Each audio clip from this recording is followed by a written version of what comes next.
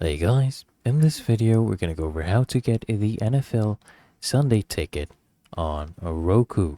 And it's really that easy and simple. So first, basically to stream NFL Sunday ticket on your Roku device, you need to subscribe to YouTube TV or YouTube Prime Time, okay? And you subscribe to these channels and then you sign in with your Google account and then you are able to purchase the NFL Sunday tickets, right?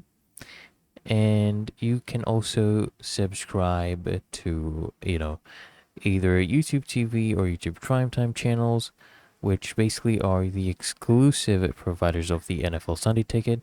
You just basically open up the YouTube TV app on your Roku device and then sign in with a Google account that you use to purchase the NFL Sunday ticket.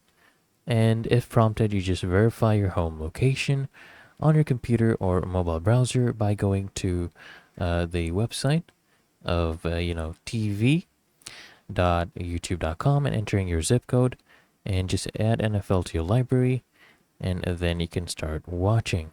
And it's really that easy and simple, guys. So I hope this guide provided a value to you, and if it did, consider smashing that like button as well as subscribing to frequently asked questions, and I'll see you in the next one.